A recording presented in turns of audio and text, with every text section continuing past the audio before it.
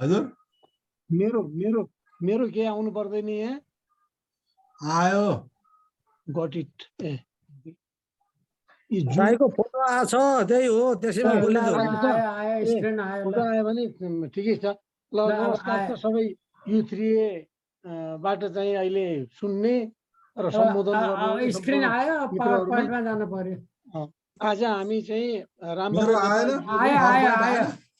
आयो हजुर रामबाबु नेपालजीले 26 असार हो कि 22 असार हो होइन यो आज चाहिँ नि 30 हो मैले अस्ति चाहिँ प्रेजेन्ट गर्नुपर्छ भनेर उसमा राखेको थिएँ त्यही भएर यस्तो आएको हजुर कति 22 गते हो कि जस्तो लाग्छ मलाई मैले गते बिर्सेँ आज 30 गते हो त्यो दिन 19 गते त्यो त 19 गते हो ल ठिक छ सम्पूर्ण मित्रहरूमा नमस्कार छ लगभग एक हप्ता भनौँ न एक हप्ता अगाडि चाहिँ ट्रान्सपरेन्सी इन्टरनेसनल नेपाल र चाहिँ पूर्व कर्मचारी सेवा परिषदको संयुक्त तत्त्वावधानमा एउटा चाहिँ यो सरकारप्रतिको जनविश्वास भन्ने विषयमा रामबाबु नेपालज्यूले काठमाडौँमा अल्फाबेट हाउसमा चाहिँ एउटा पेपर प्रस्तुत गर्नुभएको थियो जुन चाहिँ सरकारले चाहेमा यसलाई उपयोग गरेर सुधार गर्न सकिने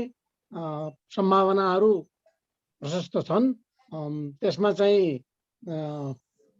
माननीय मन्त्री ज्ञानेन्द्र बहादुर कार्कीज्यू ले पनि प्रमुख अतिथ्यता ग्रहण गर्नुभएको थियो यो प्रोग्राममा र चाहिँ विभिन्न संस्थाहरूबाट प्रतिनिधित्व भएको थियो म पनि उपस्थित हुन पाएको थिएँ सौभाग्यले त्यसो हुनाले आज मलाई चाहिँ अलिकति बोल्नु पर्यो थप यसो केही गर्नु पर्यो भने भनिदिनुहोस् है दाइ भनेर भन्नु सुवर्णजीले कुरो ठिकै पनि जस्तो लाग्यो र म चाहिँ यो कार्यक्रम शुभारम्भ गर्न श्री रामबाबु नेपालज्यूलाई हार्दिक अनुरोध गर्दछु उहाँको बारेमा सायद धेरै भन्नु पर्दैन होला किनभने उहाँ चाहिँ लगभग जहाँबाट पनि जहिले पनि यो U3A को प्रोग्राममा सायदै एक दुई पल्ट होला नत्र भने जहिले पनि उपस्थित हुनुहुन्छ जहिले पनि चाहिँ सक्रिय एउटा चाहिँ रिस्पोन्डेन्ट भन्नु पर्यो अथवा पार्टिसिपेन्ट भनौँ कि के भनौँ को रूपमा चाहिँ भाग लिनुहुने हुनाले उहाँको विषयमा मैले सायद धेरै भन्नु नपर्ला तैपनि म एउटा दुईवटा कुरा भन्दछु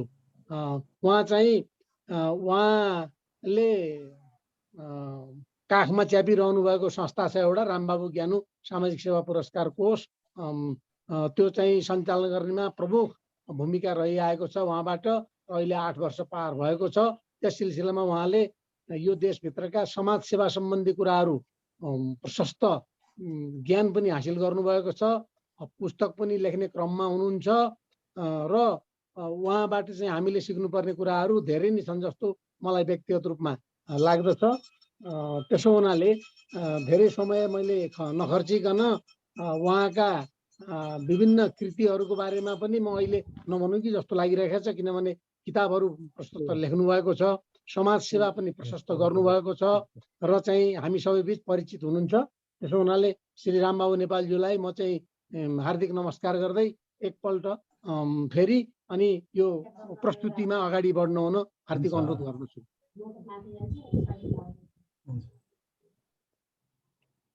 सुरु गरौँ नमस्कार हजुर नमस्कार सबैजनालाई अब यो सरकारप्रतिको जनविश्वास भन्ने विषयमा 19 गते पूर्व कर्मचारी सेवा परिषद र ट्रान्सप्यारेन्सी इन्टरनेसनल नेपालले संयुक्त रूपमा एउटा विचार गोष्ठीको आयोजना गरेको थियो त्यसको निरन्तरता स्वरूप चाहिँ मैले त्यो कार्यपत्रलाई नै यहाँ पेश गर्दैछु यहाँ छलफल हुनेछ र यसले चाहिँ नि त्यहाँ छलफलको समयमा चाहिँ नि यो स्थानीय तहसम्म पनि पुर्याउनु पर्ने यो चासोको विषय एकदम उपयोगी विषय भन्ने चाहिँ प्रतिक्रिया आएको थियो सहभागीहरूबाट त्यो हिसाबले चाहिँ नि मैले अहिले यहाँ हाम्रो U3A मा पनि यसबारे केही राखौँ कि भनेर अनुरोध गरेको थिएँ सुवर्णजीले चाहिँ नि हुन्छ भनेर स्वीकार गर्नुभयो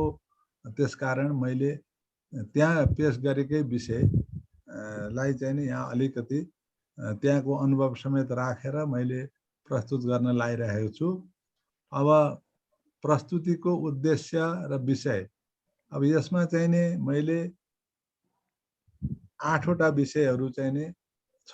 सरकारप्रतिको जनविश्वासको आवश्यकता किन छ, विश्वासको अवधारणा, विश्वासको प्रकार र सम्भाव्य लाभ, सरकारप्रति जनविश्वासको औचित्य र यसको योगदान, जनविश्वासको अन्तर्राष्ट्रिय अनुभव, जनविश्वासमा प्रभाव पार्ने तत्त्वहरू, जनविश्वास प्रवर्धन गर्ने उपायहरू, नेपालमा सरकारप्रतिको जनविश्वास, जनविश्वास मापनमा समावेश गर्नुपर्ने प्रमुख विषयहरू र तरिका आदि बारे चाहिँ नि छलफल गर्ने मैले उद्देश्य राखेँ।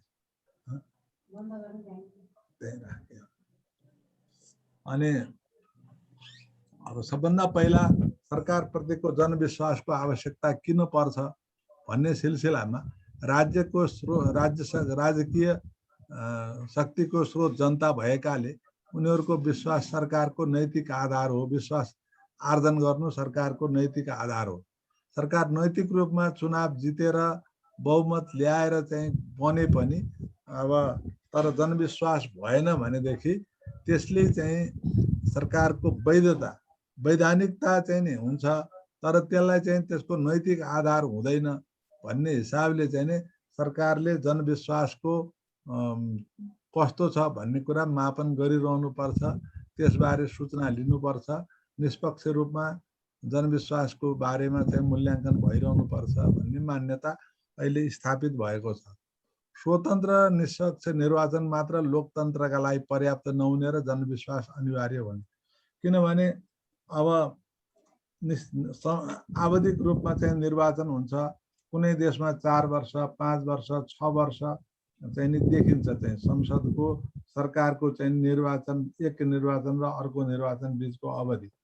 तर समय समयमा जनविश्वासको मापन गरिएन भने र त्यसबाट चाहिँ नि पाठ सिकिएन भने धेरै कुराहरू नोक्सान त्यही निर्वाचनको अवधिमा चाहिँ नि अहिले राम्रो गरेन भने हराइदिन्छ भन्ने कुरा मात्रैले नपुग्ने रहेछ। त्यसको लागि जनविश्वासको मापन चाहिँ नि भइरहनु पर्ने र जनविश्वास भएमा नै चाहिँ निर्वाचनमा मत पनि दिने कुराहरू आउँछ भन्ने कुराले त्यसकारण जनविश्वास कस्तो छ त हाम्रो कामप्रति जनताले कस्तो मानेका छन् भन्ने कुरा चाहिँ नि जरुरी छ। जनविश्वास कति छ कस्तो छ भनी बुझ्नु, कार्यशैलीमा सुधार गर्न, कार्यक्षमता बढाउन, सार्वजनिक पदाधिकारीलाई उत्तरदायी बनाउन जरुरी छ। जनविश्वासले लोकतन्त्रलाई सुदृढ गर्छ भन्ने पनि मानिएको छ। अब त्यसपछि जनविश्वासको के हो त भन्ने विषयमा 3 वटा कुराहरू जसरी चाहिँ हाम्रो मानव जीवनमा चाहिँ नि कसरी के आधारमा विश्वास हुन्छ भनिन्छ, त्यही आधारमा सरकारको पनि चाहिँ विश्वास को मापन हुन्छ। एउटा चाहिँ नि मुख्यतः भर पर्न र पत्याउन सकिने, आशा गर्न र जिम्मेवारी सुम्पन सकिने भयो भने त्यो चाहिँ विश्वासिलो भयो। सुम्पिएको काम कर्तव्य पुरा गर्न र त्यसको नतिजा या प्रतिफल बारेमा जवाफ दिन तत्पर भयो भने पनि मात्रै विश्वास हुन्छ। अर्को उचित संरक्षण दिन सक्षम हुनु पर्यो।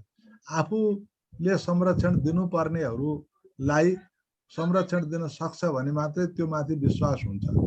अब शब्दकोशले पनि कुनै काम, कुरो, व्यक्ति, मत, नीति आदि प्रति हुने सत्यताको धारणा, दृढ आस्था, पत्यार, श्रद्धा र भरोसा आडलाई बुझाउँछ। अनि अर्को यसको गएन, मुभ भइरहेको छैन जस्तो लाग्यो मलाई। हजुर, स्लाइड मुभ भएको छैन। शेयर स्क्रिन भएन? शेयर स्क्रिन भयो, त्यो हजुरले भने अनुसारको चाहिँ त्यो मुभ हुनुपर्ने भइरहेको छैन। हैन, यहाँ त देखिया छ फेरि। उहाँले बोलिराख्नु भएको छ, देखिएको पनि छ। ल त्यही लाइनै कोट गरिराख्नु भएको छ। ल देखिया छ भन्नु दामोदर सरले। अहिले देखियो। ल अब विश्वास कर्मद्वारा आर्जित गरिने र यसको लागि समय चाहिने, विश्वास आर्जन गर्न प्रशस्त समय, कडा मेहनत र सचेत प्रयास आवश्यक हुने, तर गुमाउन क्षणभर पनि नलाग्ने हुन सक्छ। त्यसकारण चाहिँ नि विश्वास बडा फ्रेजाइल हुन्छ भन्ने कुरा चाहिँ पनि मानिएको छ। अर्को चाहिँ नि विश्वासको प्रकार र सम्भाव्य लाभ के छ त? नागरिक बीचको विश्वास भयो भने के हुन्छ? सामाजिक पुँजी निर्माण, मिल्दो र सामञ्जस्यपूर्ण समुदायको निर्माण हुन्छ। सरकारप्रति नागरिकको विश्वास भयो भने के हुन्छ? सार्वजनिक नीति तथा कार्यक्रम कार्यान्वयनमा सहजता, नीति पालना गराउन लाग्ने खर्चमा चाहिँ नि कमी आउनु हैन, कम्प्लायन्सको कस्ट चाहिँ नि एकदम कम हुन्छ। व्यवसायी र सरकार बीच विश्वास भयो भने व्यावसायिक लगानी वृद्धिको सम्भावना र नियम कानुनको पालना गराउन सहज हुन्छ। सरकारको जनताप्रति विश्वास भयो भने के हुन्छ, सेवा प्रवाहमा सरलता, खर्च लागतमा कमी र त्यसको माध्यमबाट दक्षता र प्रभावकारितामा सुधार हुन्छ। सरकारी निकायहरू बीचमा विश्वास, सहकार्यको कारण कार्यान्वयनमा दक्षता, सेवा प्रवाहमा सामञ्जस्य र प्रभावकारितामा वृद्धि हुन्छ। जनप्रतिनिधि र जनता बीच विश्वास भयो, जनप्रतिनिधिले बनाएका नीति तथा कार्यक्रमप्रति समर्थनका कारण कार्यान्वयनमा आइपर्ने अवरोधहरू न्यून हुँदै जान्छ। जनप्रतिनिधि र नागरिक समुदायका अगुवा बीचमा विश्वास भयो भने साझा सामाजिक, आर्थिक, राजनीतिक र सांस्कृतिक समस्याहरू समाधान गर्न सरल हुन्छ र अन्ततः उदार सामुदायिक भावना निर्माण हुन्छ भन्ने चाहिँ नि विश्वव्यापी अनुभव रहेको छ।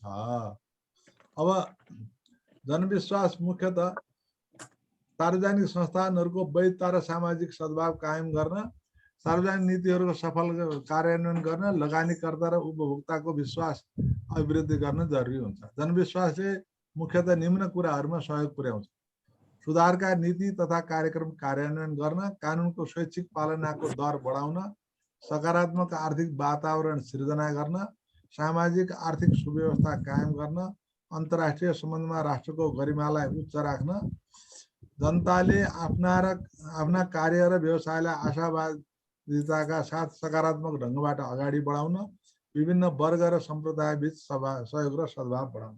हामीले यो समाजमा पनि देखिरहेछौँ। अब सरकारले प्रति जनविश्वास भएन भने मान्छेले चाहिँ कानुन कार्यान्वयनमा चाहिँ बडा समस्याहरू हुन्छ हैन, अनि मानिसहरू निराशावादी हुन्छन्। सरकारप्रति विश्वास भएन भने लगानीको वातावरण बन्दैन, व्यवसायिक चाहिँ शान्ति चाहिँ बन्दैन, त्यसपछि अब अव्यवस्थाहरू चाहिँ सुरु हुन्छ। अनि जुन देशमा सरकारप्रति विश्वास हुँदैन त्यसलाई त्यो देशको गरिमा पनि चाहिँ घट्न जान्छ। अब किनभने सरकारप्रति विश्वास भएन भने अरू कसरी, जनताकै विश्वास भएन, त्यही देशका जनताले पत्याएनन् भने अरूले कसले पत्याउन्?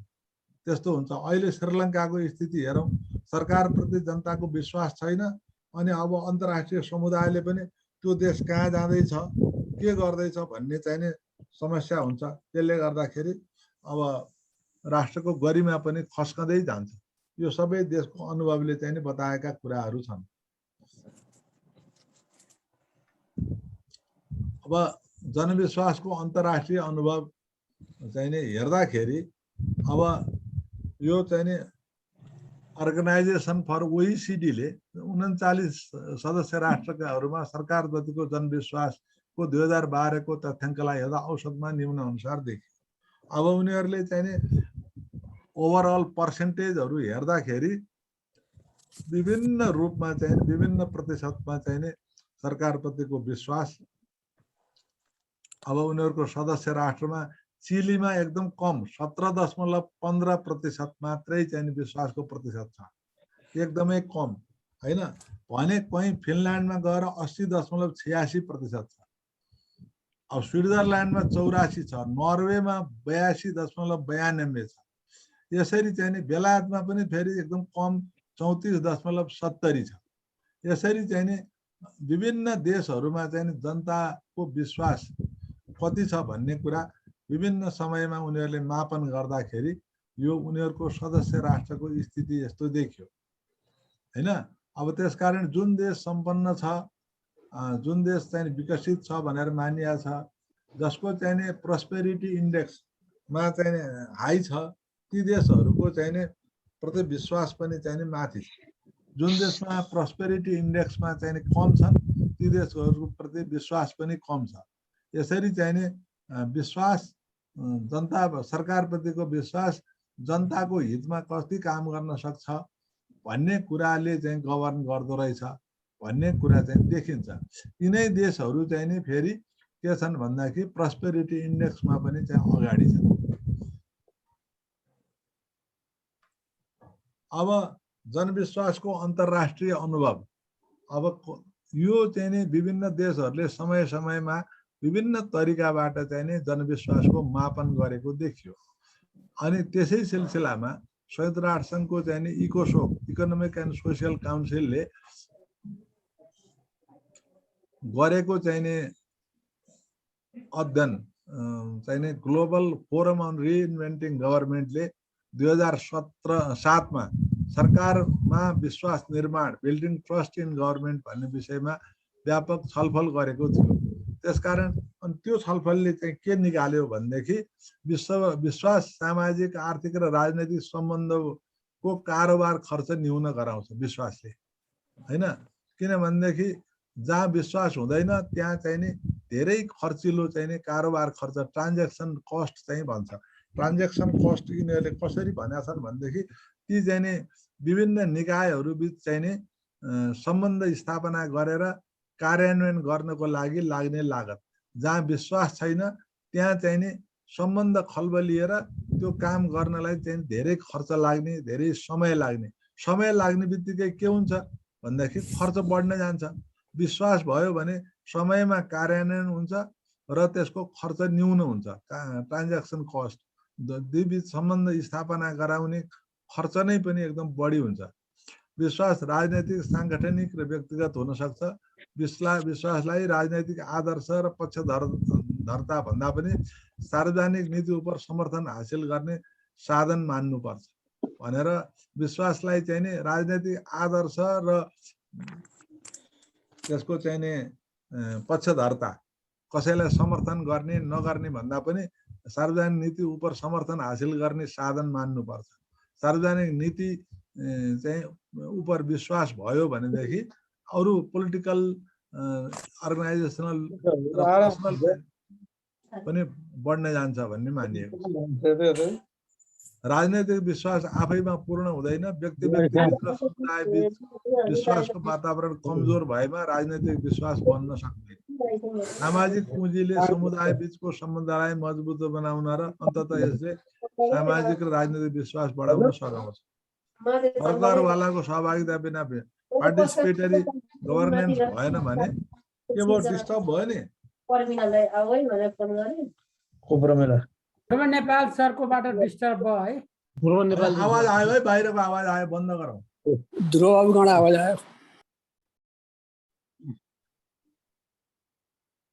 ल अर्को चाहिँ नि 1960 को दशकको मध्यदेखि नेदरल्यान्ड्स बाहेक विकसित औद्योगिक लोकतन्त्रमा सरकारमाथिको विश्वास घट्दै गइरहेछ।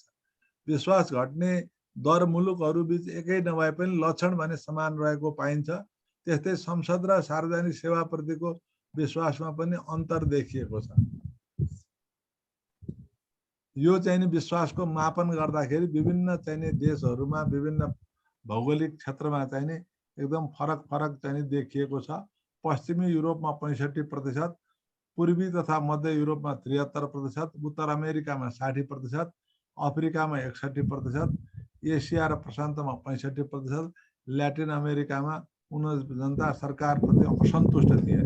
यति ठुलो मात्रामा सरकारप्रति असन्तुष्ट जनसमूह रहेछ। न्यून कार्य सम्पादनको अतिरिक्त राजनैतिक काण्ड पोलिटिकल स्क्यान्डल, बढ्दो भ्रष्टाचार र सञ्चार माध्यममा यस्ता घटनाबारे हुने निरन्तरको चर्चाले विश्वासमा ह्रास ल्याउने गरेको छ। विकसित र विकासोन्मुख दुवै मुलुकहरूमा भ्रष्टाचारको घटनाले गर्दा विश्वासमा निरन्तर ह्रास आइरहेको छ। अनि अर्को छ राज्यको भूमिका बारे। पहिला राज्यको चाहिँ नि सोल चाहिँ सबै कुरामा राज्यको भूमिका अग्रणी हुन्छ भन्ने मानिन्थ्यो। अहिले आएर परिवर्तन भयो।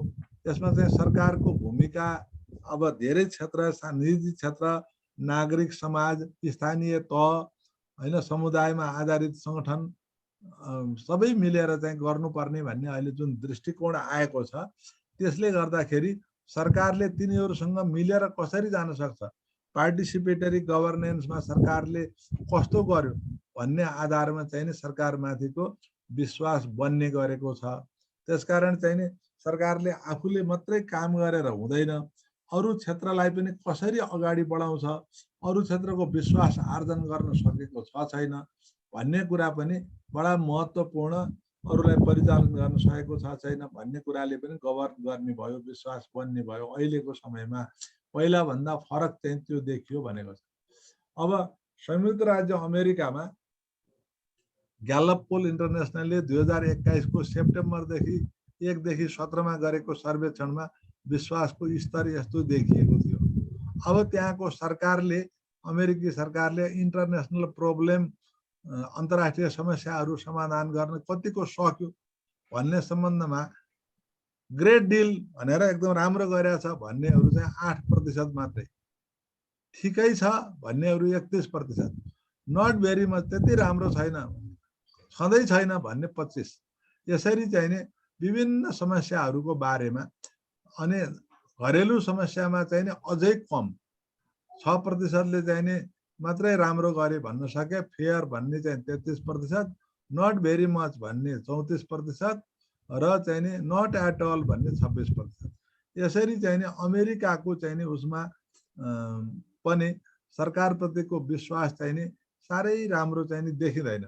यहाँ ह्यान्डलिङ लोकल प्रब्लम्स भनेर लोकल गभर्नमेन्टले चाहिँ नि गर्ने काममा चाहिँ अलि राम्रो चाहिँ देखिएको छ। तर अर्को पोलिटिकल लाइफका मानिसहरूको चाहिँ नि प्रतिको विश्वास पनि एकदमै कम। Men and women in political life 4%, great deal भन्ने त 4% छन्, फेयर भन्ने 40, नट भेरी मच भन्ने चाहिँ 44 हैन। अब यसरी चाहिँ नि मास मिडिया प्रतिको विश्वास पनि चाहिँ त्यति राम्रो छैन। यो चाहिँ नि ग्यालप पोल इन्टरनेसनलले चाहिँ नि गरेको सर्वेक्षणमा 2021 मा गरेको सर्वेक्षणको चाहिँ नि नतिजा यो देखिन्छ।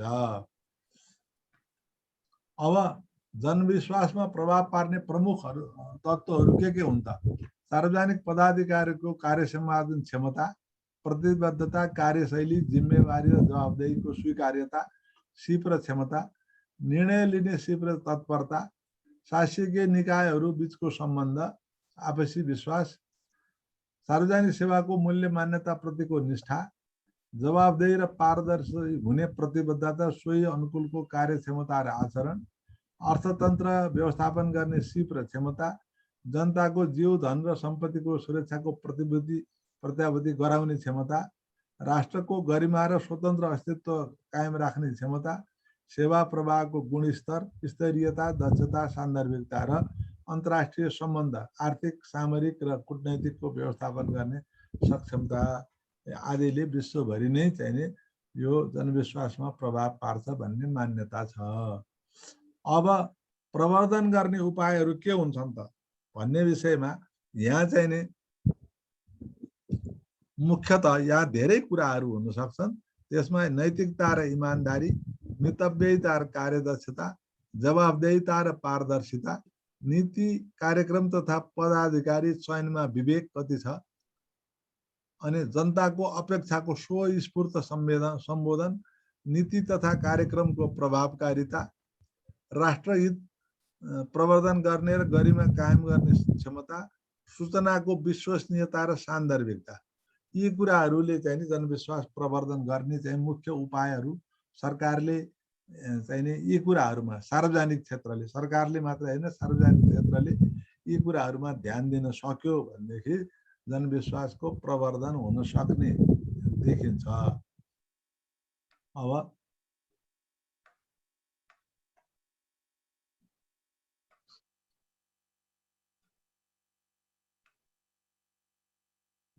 अब यहाँ नेपालमा चाहिँ नि एउटा चाहिँ नि धेरै चाहिँ नि जनविश्वास प्रति चाहिँ नि काम त भएको छैन। तर एउटा चाहिँ नि कान्तिपुरमा चाहिँ नि 13/6/2077 मा एक समाचारमा शेयरकास्ट इनिसिएटिभ नेपालले 5082 जनाको मा गरेको सर्वेक्षणको नतिजा निम्न रहेको भनेर कान्तिपुरमा समाचार आएको थियो। त्यस आधारमा चाहिँ मैले यो चाहिँ नि विवरण चाहिँ नि राखेको छु। यसको समाचारको पिस पनि मसँगै छ, किनभने यो प्रमाणको रूपमा रहन पर्यो भनेर राखेको। मुलुक अब त्यो सर्वेक्षणमा चाहिँ नि अब 5082 भने त धेरै भएन, तर त्यसले केही संकेत चाहिँ नि दिन्छ। अब मुलुक गलत राजनैतिक बाटामा अघि बढिरहेको विचार राख्ने सहभागी 44% छन्। यसको मुख्य कारण राजनैतिक पार्टीहरू बीचको द्वन्द्व, राजनैतिक अस्थिरता र कमजोर नेतृत्व। 60% भन्दा बढीले नेताहरूको कुरालाई विश्वास गर्नै छाडेको। बेरोजगारी, गरिबी, मूल्य वृद्धि र भ्रष्टाचार मुलुकको मुख्य समस्या रहेको र यी समाधान गर्न नसकेको कारणले सरकारप्रतिको विश्वास पनि कम भएको। स्थानीय सरकारको विगत 3 वर्षको काममा आधा जति सहभागीले सन्तुष्टि देखाएको। 32% प्रदेश सरकारको र 30.5 ले चाहिँ केन्द्रीय सरकारको काममा सन्तुष्टि देखाएको। जनताको जीवनस्तर सुधार ल्याउने स्थानीय त प्रदेश केन्द्र सरकारले 48%, 3.8% र 15.8 योगदान गर्न सक्ने उनीहरूले माने। दलको कुनै राजनैतिक दलले तपाईको भावनाको प्रतिनिधित्व गर्छ भन्दाखेरि 76.5%ले नगर्ने चाहिँ नकारात्मक जवाब दिएको। अदालतले निष्पक्ष न्याय गर्छ भन्नेमा 44.1%लाई मात्र विश्वास रहेको। 40.4%ले निर्वाचन आयोगप्रति विश्वास रहेको जनाएको भनेर त्यो शेयर कास्ट इनिसिएटिभको 5082 जनाको गरेको सर्वेक्षणमा चाहिँ नि यो देखिन्छ। यसमा चाहिँ विभिन्न भागका देशको विभिन्न भागका चाहिँ नि नगरपालिकाहरूका जनतासँग गरिएको सर्वेक्षण रहेछ। अब नेपालमा सरकारप्रतिको जनविश्वास बारे चाहिँ नि अब त्रिभुवन शहर केन्द्रीय जनप्रशासन विभागले एउटा रिपोर्ट ल्याएको छ। त्यसमा चाहिँ नि केही चाहिँ नि प्रश्नहरू राखेर यो विभिन्न सरकारका विभिन्न निकायहरू बारे अध्ययन गरेको चाहिँ नि देखिन्छ। अब जनविश्वासको मूल्याङ्कनको लागि समावेश गर्नुपर्ने प्रमुख विषयहरू के होला त भन्दाखेरि अहिले विश्वव्यापी मान्यता हेर्दा चाहिँ नि सार्वजनिक चासोका विषयहरू, विकास आयोजना छनौट र कार्यान्वयन, अनुगमन तथा मूल्याङ्कन, सेवा प्रवाहमा दक्षता, सेवाग्राहीलाई गरिने आदर र व्यवहारमा निष्पक्षता, आर्थिक व्यवहार र कारोबारमा स्वच्छता र जवाबदेही, बेरोजगारी र भ्रष्टाचारको मात्राले पनि चाहिँ नि धेरै विश्वासमा प्रभाव पार्ने देखियो। राष्ट्रको गरिमा उच्च राख्ने कौशल र भौगोलिक अखण्डताको संरक्षण गर्ने क्षमता सरकारमा कति छ भन्ने बारेमा पनि चाहिँ त्यसले पनि विश्वासको मापन गर्न एउटा क्राइटेरिया यो पनि हुनुपर्ने। अब व्यवस्थापिकाले जनताका समस्या समाधान गर्नमा दिएको चासो, सरकारलाई नियन्त्रण गर्ने र निर्देशन दिने क्षमता, पार्लियामेन्टको लेजिस्लेचरको विश्वास चाहिँको विषयमा, न्यायपालिकाले न्याय सम्पादनमा देखाएको तत्परता र निष्पक्षता, प्राकृतिक र सार्वजनिक स्रोतको संरक्षण र सदुपयोग, राष्ट्रिय महत्त्व र सरकारको विषयमा सहमति जुटाउने र निर्णय गर्ने क्षमता, सरकारहरू बीचको अन्तर सम्बन्ध र विवाद समाधानको क्षमता, आर्थिक सामाजिक व्यवस्था र अनुशासन बारे कायम गर्ने बारे सरकारको सोच र क्षमता, अन्तर्राष्ट्रिय सम्बन्ध व्यवस्थापन गर्ने कौशल। यी विषयहरूको आलोकमा हाम्रो देशमा सरकारप्रतिको जनविश्वासको स्तर कस्तो देखिएला हाम्रो लागि छलफलको विषय यो छ। अब धैर्यतापूर्वक यो प्रस्तुति सुनिदिनु भएमा सबै मित्रहरू अग्रजहरूलाई धन्यवाद, आभार व्यक्त गर्दछु। अब हजुरहरूको कमेन्ट चाहिँ नि सुन्न चाहिँ नि इच्छुक छु। ल मैले नमस्कार, धन्यवाद। स्टप गरिदिउँ हजुर? हजुर स्क्रिन सेयर स्टप गरे है त? स्क्रिन कसैले फेरि हेर्न खोज्नुभयो भनेदेखि चाहिन सक्ला होइन, एकैछिन राख्ने हो कि सल्लाह गरेर मात्रै गरौँला कि केही हेर्न खोज्नुभयो भने त चाहिन सक्छ। अब चाहिँ हजुरहरूको प्रश्नको समय आयो, सुझावको समय आयो। प्रश्न र सुझावको लागि म हार्दिक अनुरोध गर्दछु सबै साथीहरूमा। हेलो, के भयो? आएछ आवाज? आवाज आएछ। स्क्रिन चाहिँ बन्दै गर्दै पनि होला। बन्द गर्नु। हस्, मैले बन्द गरिदिएँ है त। हुन्छ, अनुहारै हेर्दा बरु स्पष्ट हुने रहेछ। ल अब यो प्रस्तुति चाहिँ नि यो अलिकति विषय चाहिँ नि गम्भीर थियो। मैले आफ्नो अध्ययन र अनुभवको आधारमा यति चाहिँ नि प्रस्तुत गरेँ। अब हजुरहरूको कुरा सुनेर यसलाई परिमार्जन गर्ने चाहिँ कुरा छ।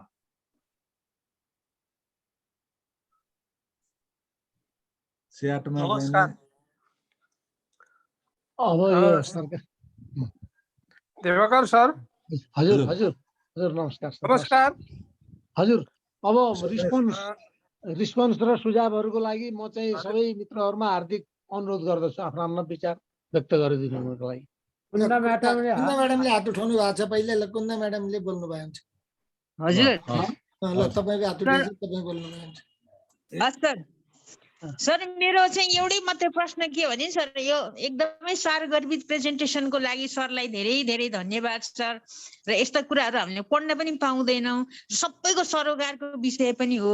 र सरले जुन विदेशी मुलुकमा भएको रेटिङहरू देख्दै मनमा क्वेसन चाहिँ के आएको थियो भने नेपालमा पनि त्यस्तो भएको छ कि छैन भनेर भन्दा कान्तिपुरको जुन सरले आँकडा राख्नुभयो त्यो पनि थाहा भयो सर। त्यो रिपोर्ट कहाँ बुझाइयो र त्यो रिपोर्ट बुझाइसकेपछि अब यो कम गर्नको लागि सरकारबाट केही भएको छ कि छैन, त्यसप्रति अध्ययन भएको छ कि छैन सर, त्यो कुरा चाहिँ मलाई एकदम जिज्ञासा भएर राख्ने सर। यो प्रश्न राख्ने समय दिनुभएकोमा धन्यवाद सर। ल अरू चाहिँ नि अरू साथीहरूको पनि सुनाऊ होइन। यो रामकृष्ण सरले बोल्नु खोज्नु भयो। रामकृष्ण सर हजुर भन्नुहोस् तपाईँ। वास्तवमा यो सारगर्भित प्रस्तुतिको लागि हार्दिक कृतज्ञता ज्ञापन गर्दछु रामबाबु नेपाल सरप्रति। त्यसपछि यो चाहिँ वडादेखि लिएर सङ्घ प्रदेश सङ्घ सबैको लागि उपयोगी विषयवस्तु छ यो। त्यसो भएको हुनाले मैले केही यो सूचना प्राप्त गरेपछि केही मैले चिनेका गाउँपालिका अध्यक्ष, गाउँपालिकामा काम गर्ने कर्मचारी साथीहरूलाई पनि सेयर गरेका थिएँ सुन्नको लागि। सायद केही जोडिनु पनि भयो होला। र मैले यसमा यो विषयवस्तुमा त मैले कुनै कमेन्ट गर्न चाहन्न। त्यसमा एउटा चाहिँ टिप्स के छ भने संस्थागत स्वीकार्यता र व्यक्तिगत स्वीकार्यता दुईटा शब्द छन्। संस्थागत स्वीकार्यता भन्नाले कुनै संस्थाप्रतिको जनताको विश्वास र व्यक्तिगत स्वीकार्यता भन्नाले त्यो संस्थाको नेतृत्व गर्ने व्यक्ति कस्तो व्यक्ति हो, त्यो व्यक्तिको चाहिँ भूमिका आचरण प्रतिको विश्वास। यी दुवै प्रतिको विश्वास भयो भने विश्वासको वातावरण त सरले अगाडि प्रस्तुत गर्नुभएका कुराहरूमा सन्निहित छ, उल्लेख छ। जे होस्, कुनै पनि सरकार, कुनै पनि संस्था सफल रहनको लागि संस्थाको स्वीकार्यता र व्यक्तिको स्वीकार्यता यी दुईटा कुरा पनि जरुरी हुन्छ। मैले त्यति मात्रै मलाई थाहा भएको कुरा थप्न खोजेँ, यति मात्रै हो। धन्यवाद, नमस्कार। नमस्कार।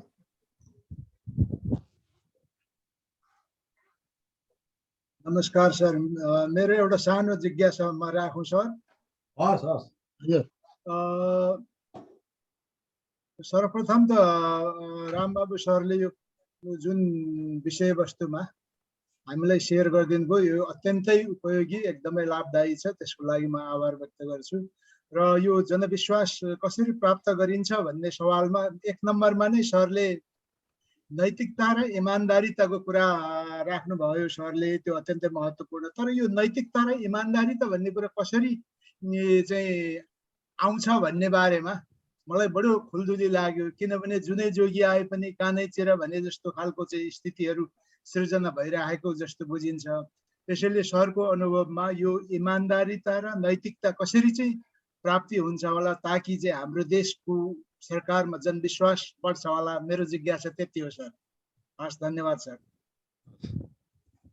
ल म अब चाहिँ नि यो तीनजना सरले चाहिँ नि अब कुन्दा म्याडमले, रामकृष्ण सरले र कालभान राई सरले उठाउनु भएको विषय बारे भनौँ। अनि त्यसपछि चाहिँ नि म अरू सरहरूको चाहिँ लाइक क्रमशः गर्दै जाउँला होइन, हुन्न? त्यसो गरौँ है, एकैचोटि सबैको धेरैको लिनुभन्दा। अब कुन्दा म्याडमले चाहिँ नि त्यो पहिला त यो प्रस्तुतिको लागि चाहिँ नि उहाँहरूले जुन कम्प्लिमेन्ट दिनुभयो त्यसको लागि म चाहिँ नि आभारी छु। अब रिपोर्ट बुझाइयो बुझाइएन भन्ने विषयमा चाहिँ नि अब त्यो मेरो विचारमा रिपोर्ट त्यो समाचारमा कहीँ पनि छैन। त्यो सेयरकास्ट इनिसिएटिभ भन्ने संस्थाले गरे रहेछ। त्यसको फोन नम्बर भएको भए चाहिँ नि मैले कहाँ बुझाउनु भयो यो रिपोर्ट भनेर सोध्थेँ। कान्तिपुरमा समाचार मात्रै आयो हैन, कान्तिपुरमा समाचार मात्रै आएको हुनाले चाहिँ नि रिपोर्ट बुझाइयो कि बुझाइएन, कुनै चर्चा चाहिँ नि त्यो समाचारमा चाहिँ नि कान्तिपुरको समाचार बाहेक रेडियो टिभीमा कतै आएको चाहिँ नि पनि लागेन। त्यसले गर्दाखेरि यो उहाँहरूको चाहिँ नि यो सरकारसम्म पुगेन फर्मली भन्ने चाहिँ मलाई दुविधा लाग्छ। उहाँहरूले चाहिँ गर्नुभयो तर यो चाहिँ नि फर्मली गएन भन्ने कुरा चाहिँ लाग्यो। अब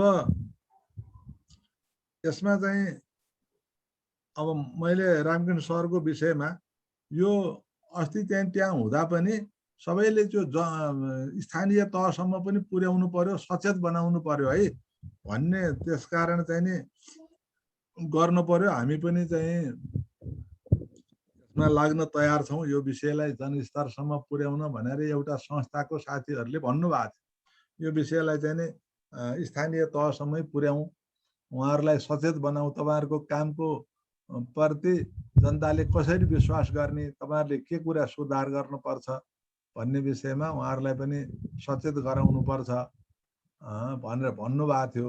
यो कुरा चाहिँ नि थाहा पाउनु पर्ने हो। अनि त्यो संस्थाले अब सँगै काम गरौँला है सर भन्नुभएको थियो, मसँग हुन्छ भनेर भनेको। अब अलि धेरै समय भएको छैन, उहाँहरूले यो नयाँ बजेट बनाउँदाखेरि कार्यक्रम बनाउँदा सरहरूसँग सम्पर्क राख्छौँ, कति गर्न सकिन्छ हेरौँ र गरौँ भन्नुभएको छ। अब संस्थागत स्वीकार्यता र चाहिँ नि व्यक्तिगत स्वीकार्यता भन्ने कुरा त यो प्रेजेन्टेसनमा पनि छ एउटा, किनभनेदेखि अन्तर्वैयक्तिक चाहिँ नि सम्बन्धको कुरा र संस्थागत दुई प्रकारको हुन्छ। यसमा सरकारमा रहनेहरूको आपसी कार्यगत सम्बन्ध र उनीहरूले सेवाग्राही प्रतिको चाहिँ हो। अर्को संस्थागत सम्बन्ध, राजनैतिक र सार्वजनिक संस्थाप्रतिको विश्वासको योग। किनभने हामीहरू चाहिँ पोलिटिकल इन्स्टिट्युसन्स र एडमिनिस्ट्रेटिभ इन्स्टिट्युसन्सहरू, पब्लिक इन्स्टिट्युसन्सहरू चाहिँ नि सँग काम गरिरहेको हुन्छ। अब सरकारले सरकारमा रहनेहरू मुख्य पदाधिकारीहरू राजनैतिक चाहिँ नि पदाधिकारी हुनुहुन्छ, उहाँहरूको पार्टी हुन्छ। त्यसपछि पार्टीभित्र चाहिँ विभिन्न संस्था सङ्गठनहरू हुन्छन्। अनि तिनीहरू बिच र सरकारको चाहिँ नि फर्मल सरकारी निकाय हैन, जुन हामीले नेपाल सरकार भन्छौँ, त्यस्तै गरी चाहिँ नि executive branch of the government र पोलिटिकल सिस्टम, ती सबै चाहिँ निको बिचको सम्बन्ध, संस्थागत सम्बन्ध चाहिँ नि कसरी छ, कस्तो छ भन्ने विषयमा। त्यसकारण चाहिँ नि यसमा अन्तर्वैयक्तिक सम्बन्ध र संस्थागत सम्बन्ध दुवैको योगबाट के बन्छ भने सरकारप्रतिको जनविश्वास चाहिँ नि बन्छ। किनभने सार्वजनिक अधिकारीहरूले आफ्नो कामको सिलसिलामा नीति कार्यक्रम जति नै राम्रो भए पनि अनि सेवाग्राही प्रति गर्ने व्यवहार चाहिँ विभेदपूर्ण भयो भन्ने जनतालाई लाग्यो, सेवाग्राहीलाई जनतालाई लाग्यो हामी प्रति चाहिँ नि विभेदपूर्ण व्यवहार भएको छैन, के अरे भएको छ भन्ने लाग्यो भने विश्वास चाहिँ घट्न जान्छ। सरकारले राम्रै काम गरेको छु, योजनाहरू कार्यान्वयन गरेको छु भने पनि उनीहरूप्रति चाहिँ विभेद भयो, योजना छनौटदेखि लिएर उनीहरूको चाहिँ नि गुनासो चाहिँ नि सम्बोधन गर्ने विषयमा विभेद छ, हामीलाई चाहिँ नि राम्रो गरिएको छैन भन्ने लाग्यो भने पनि विश्वासको मात्रा चाहिँ घट्न जान्छ। काम राम्रो गरेर आयोजनाहरू सफल गराए भनेर मात्रै क्वान्टिटेटिभ चाहिँ रूपमा सडक यदि बनायौँ, सिँचाइ यदि गऱ्यौँ भनेर मात्रै हुँदैन, जनतामा चाहिँ नि विभेद रहित रूपमा हामी माथि व्यवहार भइरहेछ भन्ने कुरा पनि हुनु जरुरी छ। त्यसकारण चाहिँ नि मानिसले चाहिँ नि दुवै कुरा विचार गरेर चाहिँ नि सरकारप्रति चाहिँ नि विश्वासको मापन गर्छ। किनभने व्यक्तिलाई छुने कुरा पनि छ, सामूहिक रूपमा चाहिँ त्यसले गराउने हित गराउने कुरा पनि छ। त्यसकारण अब उनीहरूको चाहिँ नि गुनासो सम्बोधन गर्ने विषयमा, उनीहरूलाई चाहिँ निष्पक्ष रूपमा व्यवहार गर्ने विषयमा सरकारले अधिकारीले कुन रूपमा चाहिँ नि आफू प्रस्तुत हुन्छन्, कस्तो व्यवहार गर्छन् भन्ने कुरा पनि महत्त्वपूर्ण हुन्छ। अब कालभान राई सरले चाहिँ नैतिकता र इमानदारीको कुरा गर्नुभयो। यो विषय साँच्चै नै पेचिलो छ। नैतिकता र इमानदारी भन्ने कुरा चाहिँ नि के छ भने दुई किसिमको छ। एउटा चाहिँ नि आफूले चाहिँ नि नैतिकता र इमानदारी राख्ने हैन, आफ्नो कर्ममा इन्डिभिजुअली मेरो कर्ममा मैले चाहिँ कसरी काम गरिरहेको छु हैन, मैले नुनको सोझो गरिरहेको छु कि छैन भन्ने आफ्नो अन्तर्मनले भन्ने कुरा एउटा छ। अर्को हामीसँग सेवा लिने अथवा हामीसँग सम्पर्कमा भएका हामीले सेवा दिनुपर्ने मान्छेले कस्तो रूपमा हेरेका छन्, यो मान्छेले चाहिँ हाम्रो काम गर्छ कि गर्दैन, यो कस्तो करप्ट छ कि छैन हैन भन्ने कुरा चाहिँ उनीहरूको बुझाइले पनि गर्छ। त्यसकारण नैतिकता भनेको कुरा र इमानदारी भन्ने कुरा चाहिँ नि कति चाहिँ नि इन्साफ गरे मात्र पुग्दैन, इन्साफ गरे जस्तो देखिनुपर्छ भन्ने जस्तै समयमा चाहिँ नि न्याय दिनुपर्छ, नत्र भने न्याय नदिए जस्तै हुन्छ। जस्टिस डिलेड जस्टिस डिनाइड भने जस्तै हामीले चाहिँ गरेको काम जनताले चाहिँ नि पनि त्यही अनुकूल महसुस गरेनन् भने पनि विश्वास चाहिँ नि कमजोर, विश्वासको मात्रा चाहिँ कमजोर हुन जान्छ कि। त्यसकारण चाहिँ नि कहाँ खोज्ने कहाँ पाउने भन्ने कुरा एउटा चाहिँ नि आफूमा हुनुपर्ने र अर्को आफूले गरेको व्यवहारले अरूले अनुभूति गरेको हुनुपर्ने, आफ्नो चाहिँ नि व्यवहारबाट अरूलाई अनुभूति हुनुपर्ने जस्तो लाग्छ मलाई। त्यसकारण चाहिँ यो दुईटैको मिश्रणबाट नैतिकता र इमानदारी चाहिँ अभिव्यक्त हुन्छ भन्ने मलाई लाग्छ। हस् ल, अरू साथीहरूको चाहिँ नि अरू जिज्ञासा सुनौँ।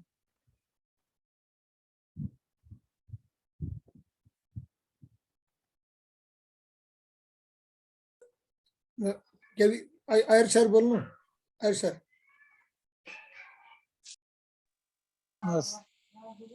धन्यवाद स्वर्ण सर, सबैलाई मेरो नमस्कार।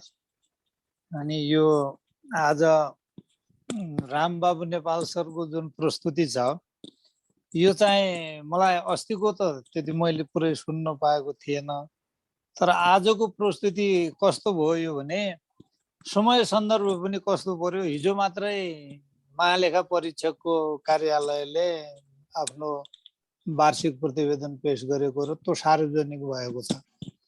त्यसले औँल्याएका आर्थिक अनियमितताका कुराहरू अनि बेरोजगारीका कुरा, असुल उपर गर्नुपर्ने कुरा भनौँ, पुरै आर्थिक व्यतिथिका कुराहरू झल्काएको छ। यो चाहिने यसले पनि हाम्रो यो गुड गभर्नेन्सको चाहिने एकदमै विश्वास रहेन। अर्को कुरो, यो आजभोलि धेरैले हाम्रो देश पनि श्रीलङ्काको स्थितिमा पुग्दैछ भनेर अनि सांसददेखि लिएर सडकसम्म पनि कुराहरू सुन्नमा आइरहेका छन्। त्यो पनि समय सान्दर्भिक यही विषयसँग सम्बन्धित लाग्यो मलाई। अर्को कुरो, यो अब जुन चाहिने यहाँ सरले एकदमै यो राम्रो सरकार र जनता बीचका सार्वभौमका कुराहरू उठाउनु भयो। यी कुराहरू अहिलेको हाम्रो चाहिने देशको परिस्थितिमा कतिसम्म चाहिने सान्दर्भिक छन्, कतिसम्म चाहिने विश्वासयोग्य छन्, यी कुराहरूमा बहस गर्नुपर्ने समय देखेँ मैले। अब मलाई के लाग्यो भने यी हिजोको यो महालेखा परीक्षकको प्रतिवेदनले कुनै यो देशमा कुनै पनि जिम्मेवार निकाय चाहिने कुनै पदाधिकारी यस्तो छैन कि जो चाहिने कानुन सम्मत तरिकाले काम गरौँ भन्ने। अब स्थानीय निकायदेखि केन्द्रसम्म चाहिने अनियमितता देखियो यता। अर्को कुरो, अहिले राज्यका सबै अङ्गहरू अस्तव्यस्त चाहिने। केही समय अघिसम्म चाहिँ हामी सुरक्षा निकायमा विश्वास गरेका थियौँ, अहिले केही समय यताको यो उसको पत्रले चाहिने यो सेनाको पनि विश्वास अलिकति खस्केको देखियो।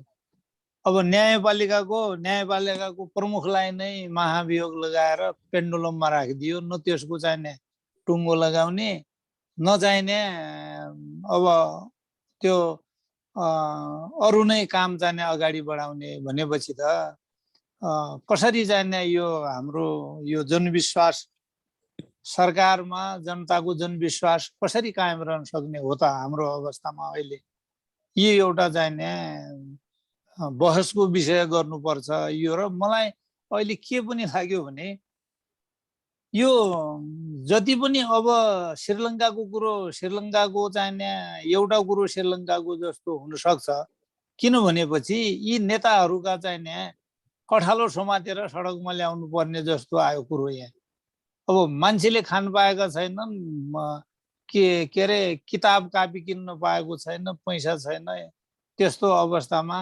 राष्ट्रपति भवनमा चाहिने करोडौं रुपियाँ थन्क्याएर राखेको भन्ने चाहिने समाचारमा आयो कुरो त्यो पक्कै पनि चाहिने राष्ट्रकै पैसा त्यसरी गैर कानुनी तरिकाले राखेको हुनाले नै फेला पार्यो होला नि त त्यहाँ मान्छेले ती आन्दोलनकारीले त आफूले घरबाट लगेका त होइनन् होला अब यस्तै हाम्रो यहाँ पनि जसरी पनि धन कमाउने आफ्नो नातागोतालाई चाहिने पृष्ठपोषण गर्ने यो अनियमितता देखिएको हुनाले यो आजको चाहिने जुन यो प्रस्तुति छ सरको साह्रै चाहिने सान्दर्भिक छ र मलाई चाहिने लागेको कुरो यति मैले राखेँ हस् धन्यवाद अब सोध्नु पर्ने खास त्यस्तो केही पनि छैन सर यसमा चाहिँ हस्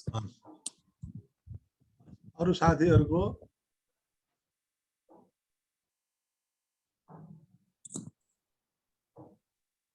विश्वमणि सरले अलि वाचन अलि चाँडो भयो भन्नुभएको छ विश्वमणि सरलाई सरको केही चाहिने उछा कि विश्वमणि सरको कुरा सुन्न पाऊँ ल हस् सर क्षमा पाऊँ है यो अलि छिटो पढेकोमा आवाज आएन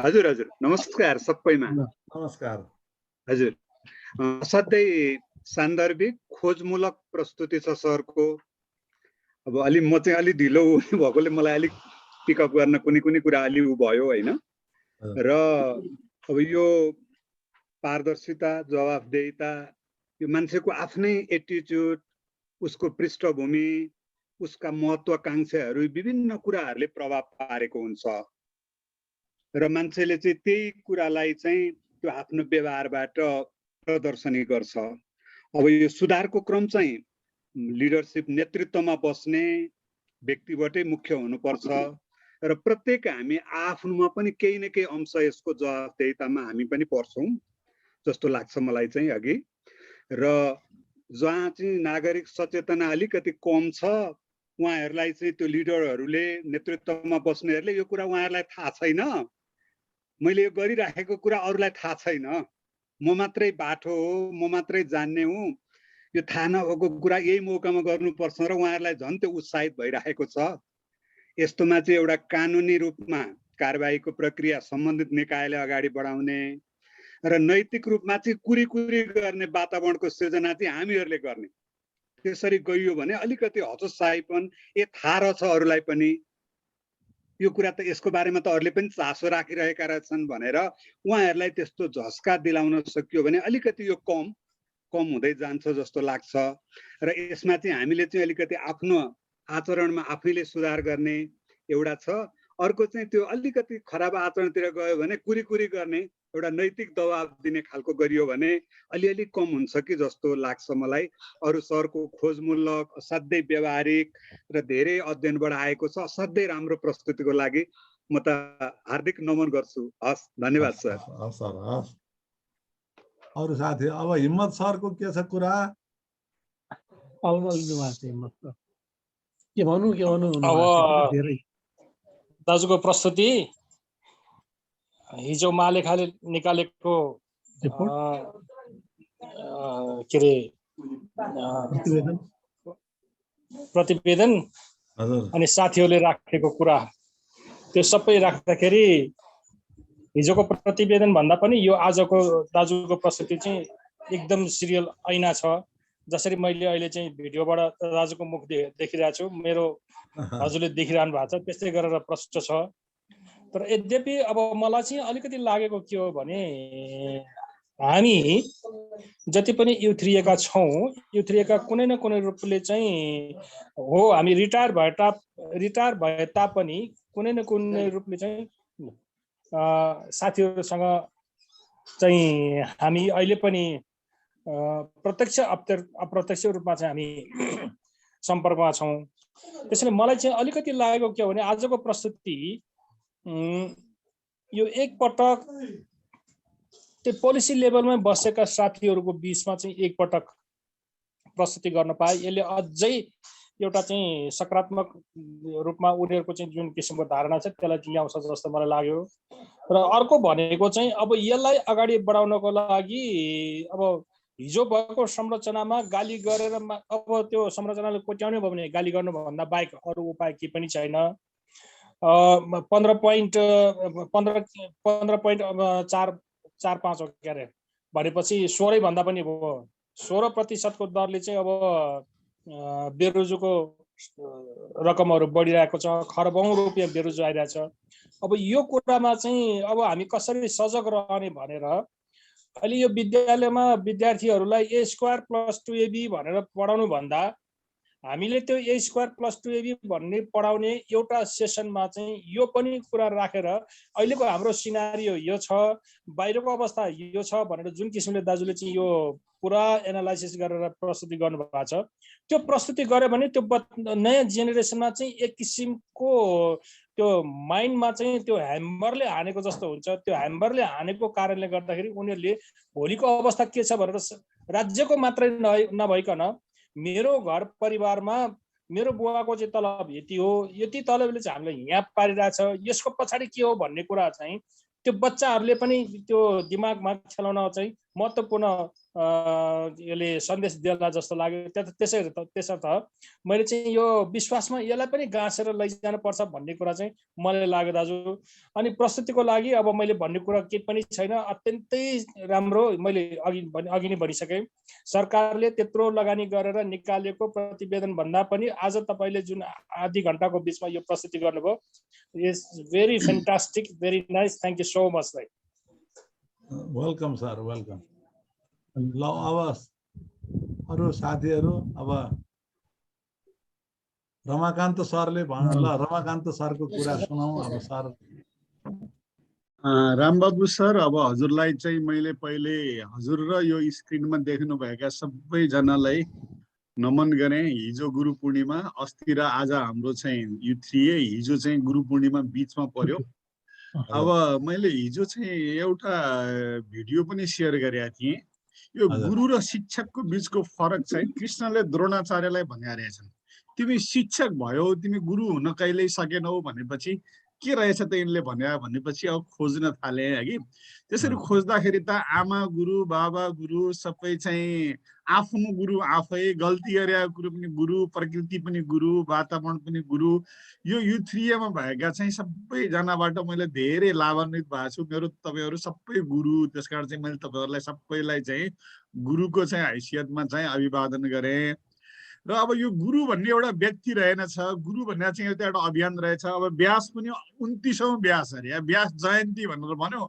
कुन व्यास भन्दा 29औं व्यास अब आउने रे, अनि व्यास चाहिँ कहिल्यै नमर्ने रे भनेपछि अब गुरु त व्यक्ति नभएर त्यो त अभियान भयो। अब बुद्ध पनि कतिौं बुद्ध। त्यसकारण चाहिँ यो के रहेछ भन्दा ज्ञानको पूजा रहेछ। त्यसकारण चाहिँ यो ज्ञान र ज्ञानको स्रोतहरू चाहिँ सबै चाहिँ गुरु रहेछन्। त्यसकारण चाहिँ यो स्क्रिनमा भएका सबै गुरुहरूलाई चाहिँ अब हामी गुरु सप्ताहमै छौँ, त्यसकारण चाहिँ मैले अभिनन्दन गरेँ। नम्बर 1। नम्बर 2, रामबाबु नेपाल, अब मैले हजुरलाई अघि नै गुरु भने, हजुरले त अस्ति नै एउटा किताबै लेख्नु भएको छ, ज्ञान चाहिँ ज्ञानै बाँड्ने, ज्ञान खोज्ने, ज्ञान आफ्नो अनुभव जोडेर ज्ञान निर्माण गर्ने, अनि त्यो ज्ञान निर्माण गरेको ज्ञान सम्प्रेषित गर्ने काम, त्यो त एकदम परमार्थ भन्छ कि। स्वार्थ र परमार्थको कुरामा चाहिँ अब हामीले गर्न सक्ने काम चाहिँ यही हो हैन। त्यसकारण चाहिँ सरले गरिरहनु भएको छ र आज पनि बडा राम्रो ज्ञान निर्माण गरेर अनुभव गरेर अनि त्यो सम्प्रेषण गर्नुभयो। सरले चाहिँ सरप्रति चाहिँ त मैले कृतज्ञता ज्ञापन गर्ने भएँ। अब म के आशा छु भन्दा बेला मौकामा चाहिँ अब यो चाहिँ रेफरेन्स सामग्री राखेर प्रस्तुत गर्नुपर्ने दायित्व मलाई आउँछ कहिले कहिले। त्यसकारण चाहिँ सरको चाहिँ यो स्लाइड सेयर गरेर मेरो इमेलमा प्राप्त गरेँ भने rk.5 मा पऱ्यो भने मैले प्रस्तुत गर्दाखेरि सरको रेफरेन्स गरेर रामबाबु नेपालका अनुसार भनेर। अब यो अहिले चाहिँ ज्ञान पनि कस्तो छ भन्दा ज्ञान चाहिँ कपी त कपी गर्ने हो, नामै नलिकन कपी गर्यो भने त्यो अपराध हुँदो रहेछ, साइबर अपराध हुँदो रहेछ। रामबाबु नेपालको डाटा जति मैले सोझै राखिदिएँ भने त्यो अपराध भयो। रामबाबु नेपालको चाहिँ अनुसार चाहिँ उहाँले चाहिँ युथिएमा पेश गर्नुभएको रामबाबु नेपालले प्रस्तुत गर्नुभएको डेटा अनुसार भन्यो भने त्यो रिसर्चको भाषा भयो फेरि है कि। त्यस कारण चाहिँ अब ज्ञानको तरिका यो रहेछ। मैले चाहिँ सरको चाहिँ त्यो राखेर अब म लेख्नु बोल्नु पर्ने मान्छे त्यो पनि गर्ने भएँ। सरको इमेल अब सरबाट डाइरेक्ट पाउँला या सुवर्ण सरबाट पाउँला कतैबाट सरको इमेल छ मसँग, त्यो पाऊँ म चाहिँ त्यसबाट कृतज्ञ हुन्छु। अब मेरो अनुभवको कुरा जोड्दाखेरि चाहिँ अब जम्मैले भनेको चाहिँ हजुरहरूले पनि जानेको मैले पनि जानेको सबैले जानेको पारदर्शिता जवाफदेहिता वस्तु तथा सेवामा चाहिँ अब कतिको सहजता छ, भ्रष्टाचार कति नियन्त्रण छ, विधिको शासन कतिको छ, पिपुल्स पार्टिसिपेसन सहभागिता कतिको छ। अब सहभागिता भयो भएन त्यसलाई चाहिँ भनेर मिडियाहरूले चाहिँ जनताले चाहिँ कति उठाउँछन् त्यो चाहिँ प्रजातन्त्र कतिको छ। कतै बिग्रिया छ भने न्यायालयहरू अथवा त्यसको न्याय निरूपण गर्ने निकायहरू अब भन्नुहोस् न महालेखा परीक्षकको कार्यालय अख्तियार अब यो आजभोलि सत्य तथा के अरे सत्य निरूपण के पनि भनेको छ, सतर्कता केन्द्र छ, कति चाहिँ यो नियन्त्रण गर्ने चाहिँ निकायहरू त थुप्रै छ नि त। यिनीहरूको चाहिँ परिणाम चाहिँ के होला, यिनीहरूले चाहिँ न्यायालयले कति काम गरे होला, अब सुरक्षा निकायले कति काम गरे होला भन्ने सबै प्रश्नहरूमा हेर्दाखेरि अब कति विश्वास गर्ने या नगर्ने न्याय। अब एउटा यो मेलमिलाप समिति भन्ने हुन्छ कि मेडिएसन काउन्सिल भन्ने हुन्छ। अब यो चितवनमा बसेका कारणले चाहिँ मलाई एउटा के छ भन्दा एउटा अवसर जे प्रोग्राम भए पनि यसो गर्छन् निम्ता गरिहाल्छन्। अब यो सुन्ने ज्ञान आर्जन गर्ने एउटा अवसर भइरहन्छ। न्यायाधीशहरूको एउटा विशाल प्रोग्राममा मेडिएसन काउन्सिलको एउटा प्रोग्राममा गएको थिएँ। ठुल्ठुलो न्यायाधीशहरूले चाहिँ के भन्नुहुन्छ भन्दा न्यायालयले निर्णय दिन्छ न्याय दिन्छ भनेर विश्वास नगर्नुहोस्। न्याय भने चाहिँ प्रमाण सबै गवाईहरू जसले जुटाउँछ त्यसैले लिने हो। त्यसकारण चाहिँ मेलमिलाप गर्न सक्यो भने विन विनको चाहिँ स्थिति हुन्छ। न्यायालयले चाहिँ गरेका केसहरूमा चाहिँ मोर देन 50% चाहिँ निर्णय हुन्छ, न्याय भएको हुन्छ भन्ने हुँदैन। अब यो सर्वोच्च अदालतको न्यायाधीशले भने हो भनेपछि अब न्यायालयले न्याय नै दिन्छ भनेर पनि कसरी पत्याउने। हिजो एउटा चाहिँ सेनाका प्रमुखको कुरा के अरे सेनाको चाहिँ जर्नल कर्नलको के चाहिँ आजभोलि त्यो धेरै सेयर गरेको पनि देखाएको थिएँ। उनले चाहिँ नेपालको सेना अब नेपाली सेनै होइन, यी बजियाहरू चाहिँ अर्कैका सेना भइसके भनेर चाहिँ उनी भन्छन्। अब के भन्ने, हामीले कति विश्वास गर्ने। अब हतियार चाहिएकै छैन, हतियार चाहिँ कसैलाई कमिसनको लागि हतियार किन्न थालियो भनेर चाहिँ अब बग्रेलदी यस्तो आउँछ। त्यसकारण चाहिँ अब यो मिडियाले चाहिँ अब साँच्चै चाहिँ यिनीहरूले चाहिँ अब आफ्नो कर्तव्य पुरा गरेका छन् कि पेसागत धर्म गरेका छन् कि मिसन पत्रकारिता गरेका छन्, अब यो पनि विश्वास भएन। त्यसकारण चाहिँ जनतालाई चाहिँ अब विश्वासको समस्या छ। त्यही भए हुनाले मैले एक ठाउँमा बडा मलाई घात लाएर चाहिँ मैले लेखेँ बोले पनि के यो सुशासन पारदर्शिता यो चाहिँ लोकतन्त्र जनविश्वासी सबै कुरा भन्दाखेरि जनतासँग जोडिने कुरा भयो। For the people of the people by the people भनेपछि डेमोक्रेसी भन्दाखेरि चाहिँ त्यसमा एउटा व्यङ्ग भएको छ कि फर द पिपुलमा अलिकति सच्याइदिएर ओलाई चाहिँ आ बनाइदिएपछि फार द पिपुल भएको छ। अहिले फर द पिपुलबाट फार द पिपुल भएको छ।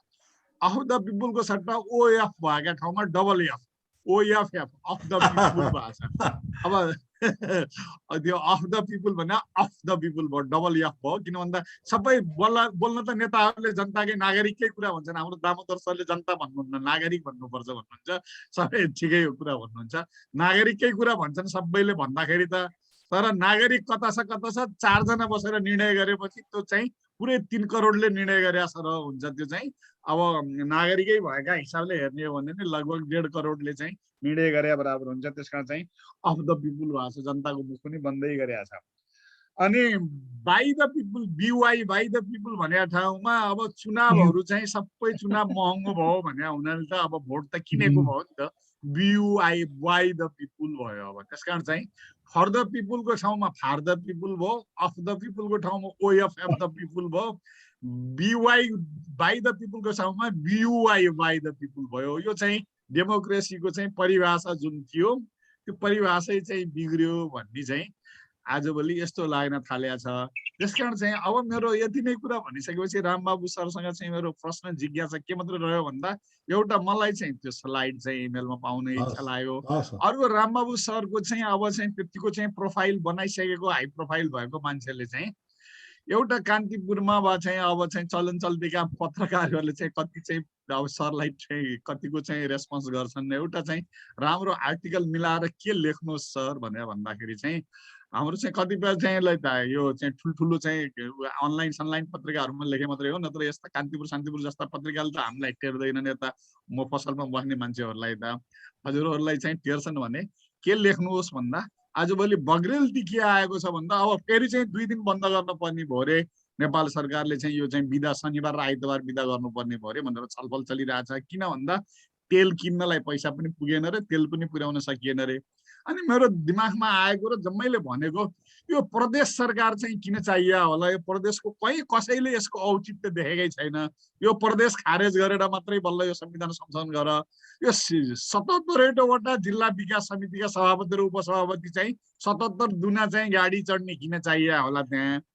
त्यो प्रदेश सरकारहरू चाहिँ त्यो चाहिँ प्रदेशका कतिवटा चाहिँ सांसद, कतिवटा मन्त्री, त्यो मन्त्रीहरू गाडी, अफिस, इन्धन, फेरि तिनका सल्लाहकार, त्यो किन चाहियो होला। अनि यति धेरै आयो किन चाहियो होला। यो अनावश्यक अनि फेरि यो अनावश्यक संरचना बन्द गर्ने हो र यो अनावश्यक नियुक्ति बन्द गर्ने हो भने यो चाहिँ स्कुल कलेज बन्द गर्नु पर्दैन। राजनीतिका चाहिँ अनावश्यक संरचना बन्द गर्ने हो भने तेल पनि पुग्छ, खर्च पनि चाहिँ कटौती हुन्छ र नचाहिने चिज विदेशबाट चाहिँ अब कुरकुरे मगाउनु पर्ने, आलु मगाउनु पर्ने, यस्तो भइसकेपछि अनि त्यसो भए हुनाले चाहिँ सबैभन्दा अब सारमा के रह्यो भन्दा जवाफदेही त भएन। यसो जवाफ दिनुपर्ने कसले? हामीले चाहिँ यहाँ बोलेका छौँ, हामीले एक्लै अर्कोलाई जवाफ दिएर त हुँदैन। जवाफ दिनुपर्ने जवाफदेहिता भन्ने चाहिँ कुरा पटक्कै रहेन, पारदर्शिता भन्ने कुरा पनि भएन।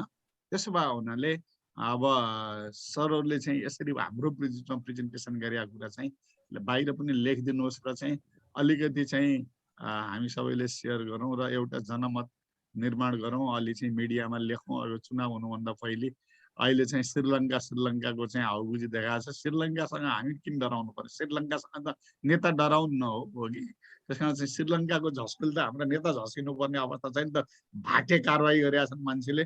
चुनावमा चाहिँ आउँदाखेरि भाटा लिँदै अझ साला तलाई भोट माग्न आउने यी पहिले हिजो गरेका भ्रष्टाचार। अब मन्त्री क्वार्टरका जम्मै चाहिँ भरभरका पर्दा पनि निकालेर जाने मन्त्रीलाई चाहिँ फेरि चुनावमा भोट माग्न जाँदाखेरि किन भोट दिने? त्यसलाई त लाठी लिएर जानुपर्ने हो नि त त्यसलाई त। अब अहिले भाँडा कुँडा त्यो प्रेसर कुकर पर्दा समेत मन्त्री क्वार्टरबाट लिएर हिँड्छन् अरे मन्त्रीहरूले भनेर सार्वजनिक भइरहेछ। अब त्यसलाई के को भोट दिने? भाटे कारवाही गर्नुपर्ने नि हो। यस्ता कुरा राखेर चाहिँ लेखौँ न हो सरहरू। काठमाडौँतिर बस्ने मान्छेहरूले मिडिया सिडियामा चाहिँ कान्तिपुरमा यताउति लेखौँ। हामी त मुफसलमा छौँ, हामीलाई चाहिँ त खै त्यति धेरै टेर्दैनन् जस्तो लाग्छ। अनलाइनमा त अलिअलि लेख्छौँ, बोल्छौँ।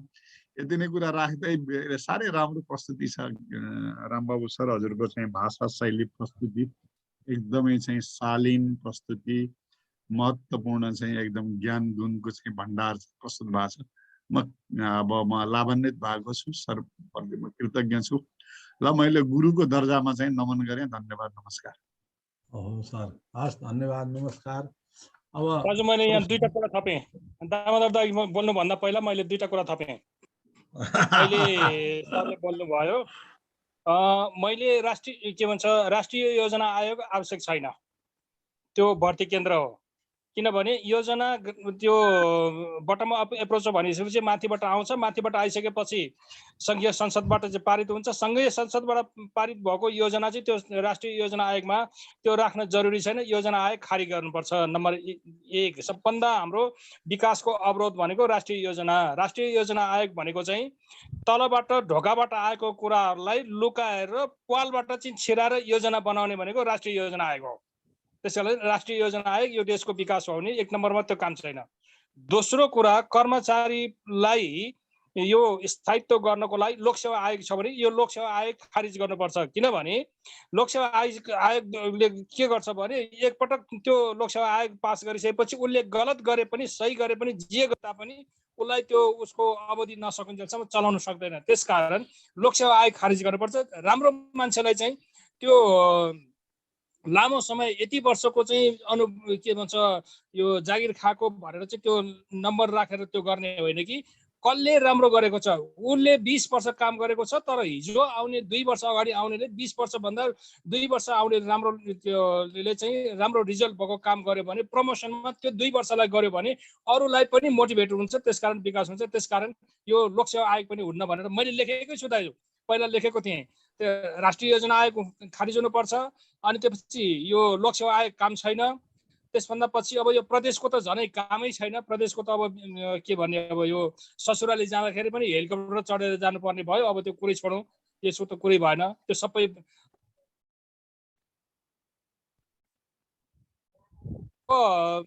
साँच्चै नै के हो भन्ने कुराको लागि चाहिँ अब करोडौँ रुपियाँ चाहिँ 1-2 दिनको छलफलमा त्यो पास हुने रहेछ। तर हामीले अहिले जुन रामबाबु दाइले प्रस्तुत गर्नुभयो, U3ले जस्तो किसिमले हामीले प्रस्तुत गरिरहेछौँ, यो भनेको लामो समयको आफ्नो अनुभव प्लस बाहिर गरेको अनुभवलाई जोडेर यो हो भनेर चाहिँ प्रस्तुत गरेका छौँ। यो गर्नको लागि रामबाबु दाइले कम्तीमा पनि 40 वर्षको चाहिँ अनुभवलाई त्यहाँ सँगाल्नु भएको छ, राष्ट्रिय अन्तर्राष्ट्रिय। तर 40 वर्षको अनुभव सँगालेको प्रस्तुति गर्नको लागि चाहिँ आधी घन्टा पनि उनीहरू हाई बस्छ, त्यो सुन्दैन। र त्यो 40 वर्षको अनुभव आधी घन्टा समय दिएर प्रस्तुति गर्दाखेरि उसलाई दिने पारिश्रमिक कति भन्यो भने सरकारी रेट अनुसार जम्मा 2700 रुपियाँ। 2700 रुपियाँमा पनि 15% कर काटेर दिने भनेको 2300 रुपियाँ हात पर्ने। 40 वर्षको अनुभव चाहिँ 2300 मा हात पर्ने। अनि हिजो भर्खर एउटा चाहिँ त्यो नेताको पछिल्लो लघुवाले चाहिँ 2 करोडको काम पाउने, उसलाई चाहिँ केही पनि नचाहिने। त्यसकारण यो कुराहरूमा चाहिँ के अरे परिवर्तन ल्याउनको लागि अब हामीले बोल्ने, हाम्रो त पेसा नै बोल्ने भयो। त्यो बोल्ने पेसालाई चाहिँ यो U3ले एकपटक फेरि पनि हाइलाइट गरेर अहिले हामीसँग चाहिँ यो इन्फर्मल मात्र यसरी बोलिरहेका छौँ। फर्मल रूपमा प्रस्तुति गर्दाखेरि हामीले प्रस्तुत गरेको अहिलेको जुन रामबाबु दाइको प्रस्तुति छ त्यसलाई चाहिँ एउटा उद्घाटन कार्यक्रम राखेर मजाले प्रस्तुति गर्नुपर्छ। र त्यो प्रस्तुति गर्यो भने बल्ल घैँटामा घाम लाग्ला। हुन त यो पागलहरूको अगाडि त्यो बोलेर घैँटामा घाम लाग्ने छँदै छैन। अघि नै भनिसक्नुभयो हाम्रो सापकोटा सरले, पर्दा सहित लिएर गयो भनेर। त्यो के अरे योभन्दा अगाडिको पटक के अरे ओली प्रधानमन्त्रीबाट विदाई हुँदाखेरि त्यहाँ भान्साको जुन सामानहरू लिएर गयो, भान्साको सामानहरू लिएर बाहिर निकालिसकेपछि बाँड्दाखेरि चम्चाको न्युमा कुटाकुट भएको त पत्रिकामा आएको छ सर, हेर्नुहोस्। त्यसकारण यस्तो छ हाम्रो यो संरचना। अब के भन्ने।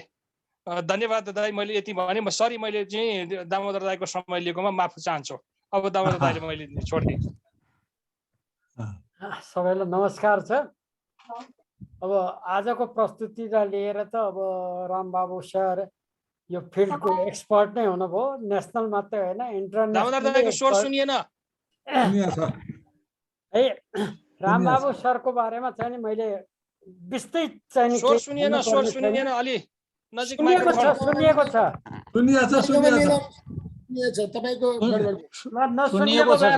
इयरफोन लाउँछु ल।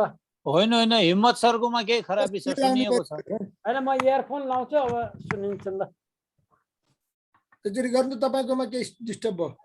अब रामबाबु सरले जुन आज प्रस्तुति गर्नुभयो त्यसको विषयमा चाहिँ नि त धेरै भन्नु पर्दैन। अब रमाकान्त सरले शुद्ध पनि उहाँलाई गुरु मानिसक्नुभयो भनेपछि नेपालको प्रशासनको चाहिँ नि हिसाबले हेर्ने हो भने प्रशासनलाई पनि अडिटिङ गर्ने काम गरेर उहाँले चाहिँ नि नेपालको प्रशासन कस्तो छ भनेर आन्द्रा भुँडी चाहिँ नि केलाइसक्नु भएको व्यक्तिको चाहिँ नि प्रस्तुति नराम्रो होला भनेर त भन्नै पर्दैन। This is an excellent presentation. तर म चाहिँ नि यो केटाकेटीहरूसँग चाहिँ नि दिनरात बिताउने हुनाले I have A monkey mind भन्छु क्या। म अब उमेरमा चाहिँ नि सबभन्दा जेठो मै छु तापनि मेरो चाहिँ नि यो सोच्ने प्रक्रिया चाहिँ नि केटाकेटीको जस्तो छ। हर हमेसा अब हिजै पनि अब गुरु पूर्णिमाको दिन मैले 5 घन्टा चाहिँ नि स्कुलका केटाकेटीहरूसँग बिताएर आएँ है। र मेरो चाहिँ नि दिमागले अर्कै कुरा सोचिराखेको हुन्छ। म अरू पनि उसँग चाहिँ नि मेरा प्रश्नहरू बडा अप्ठ्यारा किसिमका हुन्छ। अब म आज मेरो प्रश्न भन्दा पनि नेपालको सन्दर्भमा मैले केही भन्नुपर्ने छैन। यहाँहरू सबैले बुझ्नुभएको छ नेपालको स्थिति कस्तो छ, परिस्थिति कस्तो छ, मानिसहरू कस्ता छन्, प्रशासन कस्तो छ, होइन, कतिको चाहिँ नि ट्रान्सप्यारेन्सी छ, कतिको चाहिँ नि घुसखोरी छ, कतिको चाहिँ नि नेताहरू चाहिँ नि के सोचिराखेका छन्, के गरिराखेका छन्। मैले जहिले पनि भन्छु मनसा वाचा कर्मणा त्यो भइराखेको छैन। मनले जे भनिराखेका छ, वचनले जे बोलिराखेका छन् र कर्मले जे गरिराखेका छन् त्यसमा सामञ्जस्यता छैन। त्यो नभएको हुनाले चाहेको रिजल्ट पनि आइराखेको छैन भन्ने कुरा चाहिँ नि सर्वविदित छ। तर मेरो प्रश्न कहाँनिर आयो भनेदेखि मेरो दिमागले के सोच्यो भने विभिन्न मुलुक संसारकै चाहिँ नि उहाँले डाटाहरू दिनुभयो र चाहिँ नि विश्वमा चाहिँ नि जनविश्वास कसको रहेछ त, कुन कुन गभर्मेन्टमा रहेछ भन्दा फर्स्ट नम्बरमा अस्ट्रिया आएको छ, त्यस्तै स्विजरल्यान्ड आएको छ, हल्यान्ड आएको छ, फिनल्यान्ड आएको छ, क्यानाडा आएको छ। अब डेभलप कन्ट्रीमा पनि अमेरिका निकै तल छ, फ्रान्स निकै तल छ, बेलायत निकै तल छ, त्यस्तै चाहिँ नि गएर चाहिँ नि जर्मनी के अरे इटाली पनि तल छ। धेरै डेभलप कन्ट्रीहरू पनि सरकारप्रतिको जनविश्वासमा चाहिँ नि डाटाहरूले देखाउँछ तल छ। तर तैपनि ती देशहरू चाहिँ नि विकसित छन् र हाम्रो देश किन विकसित हुनु परेन? यहाँ कहाँनिर के भयो त? बेलायत विकसित छ, फ्रान्स विकसित छ, अमेरिका विकसित छ है। यी मुलुकहरू चाहिँ नि जनविश्वास जनआस्था सरकारप्रति तीर्ण हुँदा हुँदै पनि विकसित हुनुको कारण के हो? हामी कहाँ जनविश्वास नभएर चाहिँ नि हामी विकसित नभएको हो त भनेपछि हामीले यो सरकारप्रतिको विश्वास र अविश्वास भन्दा पनि हामी विकसित हुनुको कारण चाहिँ नि हामीले खोज्नु पर्ने पनि हाम्रो चाहिँ नि दायित्वभित्र पर्छ कि भन्ने चाहिँ नि मेरो प्रश्न एउटा थियो। दोस्रो, हामी जनताको चाहिँ नि रेस्पोन्सिबिलिटी के हो त? सरकारलाई चाहिँ नि हामीले कसरी चाहिँ नि ठिक ट्र्याकमा ल्याउने कि हाम्रो कुनै उत्तरदायित्व छैन? हामीले आएर चाहिँ सधैँ क्रिटिसिजम मात्रै गरेर बस्ने हो त? अब म चाहिँ त्यतातिरको चाहिँ प्रश्न पनि हामीले चाहिँ उठाउनु पर्ने बेला आएको छ। सरकार बाहेक अन्य निकायहरू, औद्योगिक निकायहरू, व्यावसायिक निकायहरू, शैक्षिक निकायहरू, विभिन्न निकायहरू छ, स्वास्थ्य सम्बन्धी निकायहरू, होइन, ब्याङ्किङ सम्बन्धी निकायहरू, यो सबै निकायहरू जुन सरकारको चाहिँ नि नियमन चाहिँ त सरकारले गरिराखेको छ, तर यिनीहरूले चाहिँ नि जनताको विश्वास प्राप्त गरेर कार्य गरिराखेका छन् त? त्यहाँ हामीले प्रश्न गर्नुपर्ने छैन?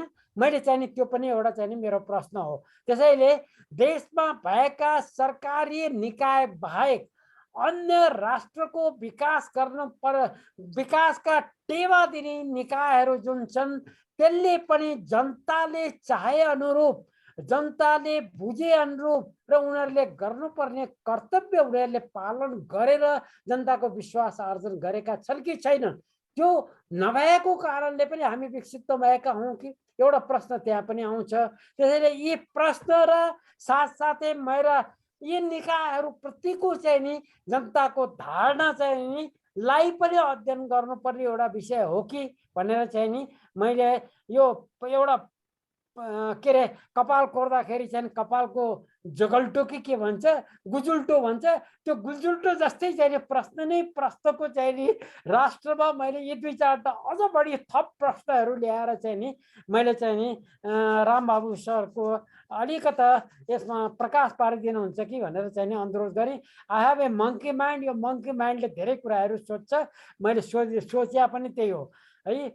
अब जनविश्वास नहुँदा नि अरू देशहरू विकास गर्ने, हामी कहाँ मात्रै चाहिँ सरकारप्रतिको जनविश्वास नभएपछि चाहिँ विकास नहुने भनेर सबै दोष चाहिँ नि त्यो सरकारलाई मात्रै ल्याएर थोपर्दा हामीले चाहिँ कहीँ न्याय गरेका छौँ कि छैनौँ भनेर पनि हामीले आफैमाथि पनि प्रश्न गर्नुपर्ने हुन्छ। हस् त रमाउ सर। हस् सर, अब धेरै धेरै धेरै उपयोगी कुराहरू चाहिँ नि आयो। मैले चाहिँ नि अब कतिपय कुराहरूको त जवाफ दिनुपर्ने पनि चाहिँ नि मैले देखिनँ, सरहरूको कम्प्लिमेन्ट पाएँ होइन। अहिले दामोदर सरले उठाउनु भएको प्रश्न एकदम जायज छ। अब हामी चाहिँ नि अब जनविश्वासको मात्रा कम हुँदा हुँदै पनि केही देश किन विकसित भए भन्ने कुरा, यसमा दुईवटा कुरा देख्छु मैले। अब एउटा चाहिँ नि यो विश्वासको चाहिँ नि त्यो सर्वे गर्दाखेरिको समयको चाहिँ कार्य सम्पादनको चाहिँ नि विषय एउटा छ। किनभने निश्चित समयमा सरकारले गरेको कामको विषयमा, जस्तो अमेरिकाको चाहिँ नि ट्रम्पको समयमा हैन, ट्रम्पको समयमा चाहिँ नि सरकारप्रतिको जनविश्वास चाहिँ नि कम भयो हैन, किनभने यो विश्वासको सर्वे ग्यालप पोलले सर्वे गर्दाखेरि कुन समयमा गर्छ र प्रश्नको डिजाइन कसरी हुन्छ भन्ने कुराले पनि चाहिँ नि एउटा गभर्न गर्ने कुरा भयो। अर्को कुरो चाहिँ अरू निकायको भूमिका, सरकारलाई मात्रै दोष लाएर हामी उम्कन मिल्छ त भन्ने सम्बन्धमा पक्कै पनि मिल्दैन। यहाँ चाहिँ नि कुरा सबैले आफ्नो ठाउँमा भूमिका खेल्नुपर्छ हैन। सरकार राज्यको समृद्धि अहिले त चाहिँ नि पार्टिसिपेटरी प्रोसेसको कुरा आयो, अघि पनि चाहिँ नि युनाइटेड नेसन्सको इकोसोकले त्यो पनि कुरा औल्याएको छ, किनभने सरकारको भूमिका पहिला अग्रणी हुन्थ्यो भने अहिले समन्वयात्मक कोअर्डिनेटिङ रोल छ। लिड रोलबाट कोअर्डिनेटिङ रोलमा चाहिँ नि सरकार आएको छ भनेपछि कोअर्डिनेसनको लागि चाहिँ नि सरकारले कस्तो भूमिका खेलेको छ र चाहिँ हामीले आफूले चाहिँ के गरिरहेछौँ, जस्तो यसको विकासमा चाहिँ नि बोर्डिङ भयो, प्रोफेसनल अर्गनाइजेसनहरू चाहिँ नि छन्, जस्तो अब देशको उद्योग वाणिज्यलाई प्रतिनिधित्व गर्ने, जसले चाहिँ नि सरकारको चाहिँ लाई घचघच्याउन पनि सक्छ र आफैले पनि महत्त्वपूर्ण काम गर्न सक्ने, जस्तो एफएनसिसिआई, सिएनआई जस्ता संस्थाहरू छन्। अब वकिलहरूकै सङ्गठन नेपाल बार एसोसिएसन छ, कोही उत्पादनमूलक छन्, कोही विचार निर्माण गर्नेहरू छन्। अब उनीहरूको भूमिका के त भन्ने प्रश्न पनि आउँछ, किनभने सरकारलाई मात्रै एकतर्फी दोष लाएर पुग्छ त, उनीहरूको पनि भूमिका छ, उनीहरू ओभानो भइरहने, सरकारले मात्रै गर्न सक्छ भन्ने कुरा चाहिँ एकदम जायज छ। किनभने दबाब दिने समूहहरू छन्, उनीहरू दबाब दिने समूहहरूले चाहिँ नि आफूले आफ्नो चाहिँ नि ऊ बुझेनन्, आफ्नो कर्तव्य चाहिँ विचार गरेनन् भने के हुन्छ भने सरकारको नियामक भूमिका चाहिँ नि एकदम कमजोर हुन्छ। जस्तो नेपालमा चाहिँ हजुरको अनुगमन गर्न सुन चाँदी व्यवसायीहरूले के गरे भने सरकारलाई अनुगमन गर्नै दिएन, सरकारले गर्न सकेन। स्ट्यान्डर्ड बनाउने, पहिला जानकारी दिनुपर्ने भनेर चाहिँ नि गरेर हडताल गरेर उनीहरूले चाहिँ आफूलाई चाहिँ नि सरकारको अनुगमन भन्दा बाहिर राखिदिए है कि। त्यसरी चाहिँ नि के हुन्छ भनेदेखि चाहिँ सरकारले गर्न नसकेको देखिन्छ अनि सरकारप्रतिको अविश्वास हुन्छ, विश्वासमा चाहिँ कमी आउँछ। तर त्यसको मुख्य कारक चाहिँ नि त्यसको एक्टर, मेन एक्टर चाहिँ नि अन्तै चाहिँ गएर बस्या हुन्छन्, अन्तै हुन्छन्। अनि त्यो चाहिँ नि कुराहरू पनि हामी कहाँ भइरहेको छ, किनभनेदेखि चाहिँ नि नन स्टेट एक्टरहरू सक्रिय बढी भए, नन स्टेट एक्टरहरू सक्रिय भएर तिनीहरूलाई चाहिँ नि नियमन गर्न सकेन भने पनि धेरै ठुला समस्याहरू चाहिँ देखिन्छन्। अहिले हामी कहाँ देखिएका चाहिँ नि त्यस्तै अस्ति अर्थमन्त्रीको बजेटको चाहिँ नि मा नन स्टेट एक्टरकै भूमिका प्रभावकारी भएर यत्रो खलबल भयो हो कि होइन। त्यो मानिस त नन स्टेट एक्टर थियो नि त होइन। नन स्टेट एक्टरहरू गैर राज्य शक्तिहरू चाहिँ नि शक्तिशाली र प्रभाव पार्न सक्ने चाहिँ नि हुन गए। त्यसले गर्दाखेरि चाहिँ नि यो पक्ष पनि चाहिँ गम्भीर छ। त्यसकारण चाहिँ नि अब विभिन्न प्रकारका चाहिँ नि संस्थाहरू, राज्य बाहिर भएका नागरिक समाज भनिने संस्थाहरू जसले सरकारलाई विभिन्न किसिमबाट प्रभाव पार्छन्, तिनीहरूको भूमिका बारे, तिनीहरूको सर्वेक्षण कस्तो छ भने, जस्तो अहिले हजुरको अमेरिकामा के भन्यो भने मिडिया प्रति चाहिँ नि जनताको विश्वास एकदम कम छ भनेर चाहिँ नि सर्वेमै आयो होइन। मिडिया प्रति चाहिँ नि के छ त भन्दा मिडिया प्रतिको चाहिँ जनताको विश्वास चाहिँ नि एकदम कम छ। हामी कहाँ पनि सर्वे गर्यो भने मिडिया प्रतिको विश्वास कति आउला होइन, किनभने हामीले त त्यो कोसिस गरेकै छैनौँ मिडियाले चाहिँ कति विश्वास पार्छ। जस्तो अघि चाहिँ मास मिडिया अमेरिकामा चाहिँ त्यो 2011मा गरेकोमा ग्रेट डिल भन्ने जम्मा 7% छन् अनि 34%ले त नट एट अल भनेको छ मिडियालाई होइन। त्यस कारण चाहिँ नि उनीहरूको भूमिका पनि त चाहिँ हुनुपर्ने हो। धेरै कन्फ्युजन, जनतालाई कन्फ्युज गराएर सरकारप्रतिको अविश्वास चाहिँ नि बढाइदिने र आफू चाहिँ नि त्यसबाट फाइदा लिने, आफ्नो चाहिँ पत्रिका बिकाउने तर चाहिँ गलत समाचारको सम्प्रेषणको माध्यमबाट अनि अथवा बाटो नदेखाउने आलोचना मात्रै गर्ने किसिमको काम भएको छ कि त्यो बारे पनि चाहिने छलफल त हुनै पर्छ किनभने सबै चाहिँ पक्ष जिम्मेवार हुनुपर्छ भन्ने कुरा चाहिँ लाग्छ। अब यहाँ सरहरूले उठाउनु भएको कुरामा विमति हुने ठाउँ छैन तर हामीले अब मेरो विचारमा के छ भने हामीले यो विश्वासको बारेमा सर्वेक्षण गर्ने अथवा यसको विश्वासको मापन गर्ने तरिका चाहिँ नि प्रयास चाहिँ थाल्यौँ भने कहाँ कहाँ त्रुटि छ भन्ने कुरा चाहिँ पत्ता लाग्न सक्छ। किनभने हामीले त यसलाई चाहिँ नि एउटा अर्गनाइज रूपमा व्यवस्थित रूपमा यो प्रक्रिया थालेकै छैनौँ। अब थालेपछि चाहिँ थाहा हुन्छ कि हामीले कुन चाहिँ नि पात्रको भूमिकालाई कसरी हेर्ने। अब राज्यको चाहिँ नि कार्यकारी मात्रै हेर्ने कि न्यायपालिका पनि हेर्नु पर्यो, व्यवस्थापिकाको पनि भूमिकाहरू चाहिँ नि हेर्नु पर्यो। त्यसपछि चाहिँ नि अब यो प्रदेश सरकारले गर्दाखेरि प्रदेश सरकारकोले काम नगर्यो भने मान्छेले बुझाइ त सरकारप्रतिकै छ अनि त्यो चाहिँ नि ओभरअल एभरेजमा त चाहिँ नि मूल्याङ्कन त तल आउँछ फेरि। त्यसकारण कसरी चाहिँ कसको भूमिकालाई कसरी चाहिँ नि हेर्ने हैन, कसरी सर्वेक्षण गर्ने, कस्ता प्रश्नहरू राख्ने भन्ने कुरा चाहिँ नि यो प्रयास थालिएपछि हामीलाई चाहिँ नि थाहा हुन्छ र अनुभवले सिकाउँछ भन्ने जस्तो मलाई लाग्छ। त्यसैले पहिला त हामीले यो प्रयास थाल्नु पर्यो भन्ने लाग्छ। अब हाम्रो नियामक चाहिँ निकायहरूको भूमिका चाहिँ एकदम कमजोर भएको कारणले पनि जनतालाई चाहिँ नि सरकारप्रतिको विश्वास चाहिँ हो छ। किनभने नियामक भूमिकाहरूमा रहेकाहरूको चाहिँ नि काम चाहिँ नि प्रभावकारी हुन नसकेको। अब हुन त कतिपय नियामक भूमिकाहरूमा बस्नेहरूलाई चाहिँ नि अधिकार हुँदैन, देखाउने मात्रै कुरा हुन्छ। जस्तो महालेखा परीक्षकले औल्याउने मात्रै हो, महालेखा परीक्षकसँग त्यो कारबाही गर्ने अधिकार हुँदैन।